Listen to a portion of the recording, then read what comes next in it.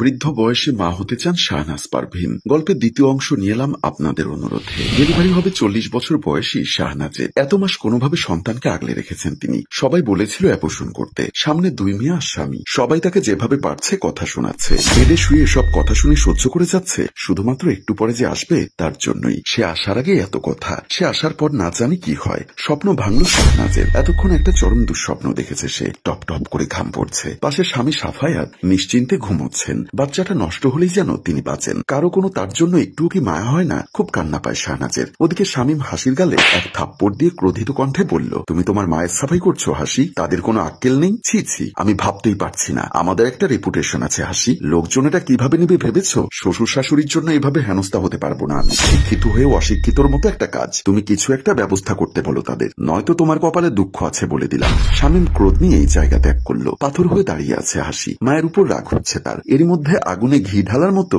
Shahnaz Parveen call দিয়েছে মেয়েকে, মূলত এ ব্যাপারে কথা বলতে। মেয়ে যেন তার বাবাকে বোঝায়, কেননা বড় মেয়ের কথা ফেলতে পারে না সারাফাত। প্রথম কন্যার প্রতি আলাদা একটা টান রয়েছে বাবার। কেন কল দিয়েছ আম্মা? এটা কি খুব দরকার ছিল এখন? তুমি শেষ পর্যন্ত আমার সংসার অশান্তির কারণ হলে আম্মা। জানো, তোমার জন্য আজ প্রথম শামীম আমার গায়ে হাত তুলেছে। মেয়ের কথা শুনে কেঁপে উঠল মায়ের হৃৎপিণ্ড। আমার শ্বশুর বাড়িতে কত কথা হচ্ছে জানো, শুধুমাত্র তোমার জন্য। আমি কি একটু শান্তি পাবো না মা? বুঝলাম তোমাদের না হয় একটা ছেলের খুব আশা, কিন্তু তাই বলে বুড়ো বয়সে কেন এসব করতে হবে? আগে তোমরা কোথায় ছিলে শুনি? এই বয়সে এসে লোকজন কি বলবে? মেয়েদের মান সম্মানের কি হবে সেটা কি একবারও ভাবতে মনে হয়নি তোমাদের? ছি মা ছি, আমার তো ভাবতেই লজ্জা হচ্ছে তুমি আমার মা। শাহনাজ আর মেয়েকে কিছুই বলতে পারলেন না। বিনা বাক্যে কল কেটে দিলেন তিনি। চোখ দিয়ে গড়িয়ে পড়ছে নোনা জল। পেটের উপর হাত রেখে বিড়বিড় করে কয়েকটি বাক্য আওড়ালো। এ কোনো শিক্ষা? এ কোন শিক্ষিত সমাজ? যে শিক্ষিত সমাজ পবিত্র জিনিস নিষ্পাপ একটা জীবন বিনাশ করতে মরিয়া হয়ে উঠেছে। নিষ্পাপ একটা প্রাণের আগমনে নাকি রেপুটেশন নষ্ট হয় শিক্ষিত সমাজের। গোপনে আবর্ষণ করিয়ে একটা বাড়ন্ত প্রাণকে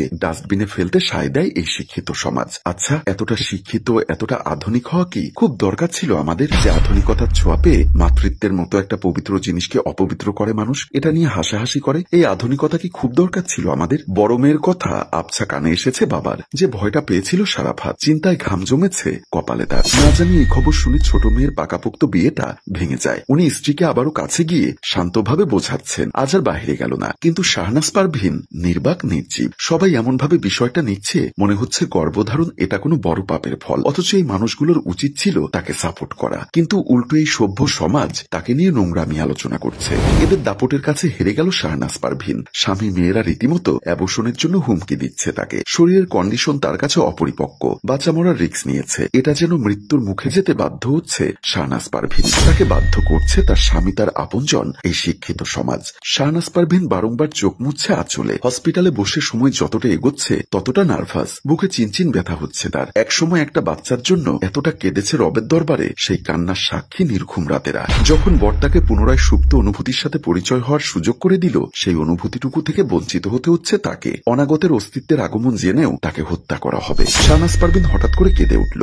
রবের কাছে আক্ষেপ নিয়ে বলল, ইয়া রব, তুমি যদি দিবেই তাহলে কেন ওকে আগে দিলে না? অসময়ে এই সুক্কর মুহূর্তটা কেন চির অশান্তি আর দুঃখের কারণ করে পাঠালে আমার নিকটে? আমি কি করবো ইয়া রব? সাহায্য করো রব, আমায় সাহায্য করো। এরই মধ্যে যেন গায়েবী আওয়াজে দূর থেকে আধো আধো মায়া ভরা কণ্ঠে কেউ তাকে ডেকে বলছে, মা, ও মা, তুমি আমায় মেরো না মা, আমাকে তোমার কাছে আসতে দাও মা। মাথা চেপে দাঁড়িয়ে পড়ল শাহনাজ পারভীন। তোমার মায়া ভরা মুখটা আমাকে দেখতে দাও মা, তোমাকে ছুঁতে দাও। আমাকে সবকিছু থেকে বঞ্চিত করো না মা, করো না। ও মা, তুমি কাঁদছো? আমার খুব কষ্ট হচ্ছে মা। আমার আগমনে তোমার খুব কষ্ট হচ্ছে তাই না মা? ওরা তোমায় অনেক কষ্ট দিয়েছে, আমাকে মারার জন্য তাড়া দিচ্ছে মা। ও মা, ওরা তো নিষ্ঠুর, কিন্তু তুমি তো মমতাময়ী মা। আমি তো তোমারই সন্তান মা, আমায় মেরো না মা, আমাকে তুমি বাঁচাও মা, আমাকে বাঁচাও। তাকে ধরল সারাফাত। ভয়ে ভয়ে স্বামীর বুকে মুখ লুকিয়ে উনি স্পষ্ট স্বরে বলল, আমি যাব না, যাব না। ও আমায় ডাকছে, মা বলে ডাকছে, আমি যাব না। সারাফাত দীর্ঘশ্বাস ছেড়ে স্ত্রীর মাথায় হাত বুলিয়ে দিয়ে বলল, পাগলামি করো না নাজ। এক প্রকার জোর করেই শাহনাজ পারভীনকে ডক্টরের চেম্বারে নিয়ে এসেছে সারাফাত। ডক্টর অথই পুনরায় মনোযোগ দিয়ে রিপোর্ট দেখে সারাফাত চেয়ারম্যানকে বলল, অর্ধ বয়সে এসে গর্ভধারণের থেকেও গর্ভপাত করা আরো অনেক বেশি ঝুঁকিপূর্ণ মিস্টার সারাফাত। এতে আপনার স্ত্রীর লাইফ সংশয় রয়েছে। আপনারা কি ভেবে চিন্তে এমন সিদ্ধান্ত নিয়েছেন? আমি বলবো আপনারা কিন্তু অনেক বড় রিস্ক নিচ্ছেন। তার থেকে বরং, জি ম্যাডাম, আসলে কিছু করার নেই আমাদের। অ্যাবর্শনটা করানোটা খুব জরুরি। বুঝতেই তো পারছেন আমাদের পরিস্থিতি। এতটা লজ্জায় পড়ে গেছি। প্লিজ আপনি ব্যবস্থা অপেক্ষা করুন, বাকিটা আল্লাহ ভরসা। আর আমি আপনার যা খরচ লাগে সব বেয়ার করব, কোনো চিন্তা নেই। শাহনাজ পারভীন শক্ত মুখে বসে আছেন। স্বামীর দিকে একবার চেয়ে মুখ ঘুরিয়ে নিলেন। তার জীবনের চেয়েও এদের রেপুটেশন, সমাজ কি বলল, তাদের চিন্তা এসব বেশি জরুরি।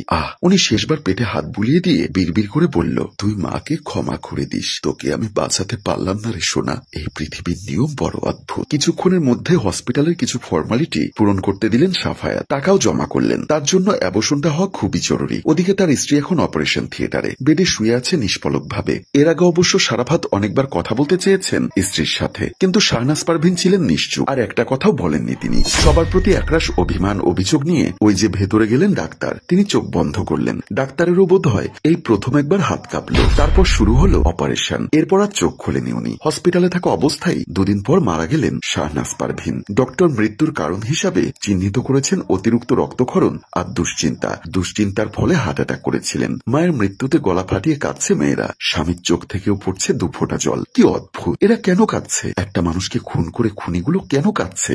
এমন আশ্চর্য নিয়ম পৃথিবীতে। ছি, মৃত্যু হয়েও যেন শান্তি নেই সদ্য মারা যাওয়া মহিলার। এরপরও থেমে থাকবে না এই সমাজের একদল লোক। বলবে বুড়ো বয়সে বাচ্চা নষ্ট করতে গিয়ে মরেছে চেয়ারম্যানের বউ। সম্মানিত ভিউয়ার্স, আপনারা কি বলেন? আপনারা কি শাহনাজের ব্যথা অনুভব করতে পারছেন?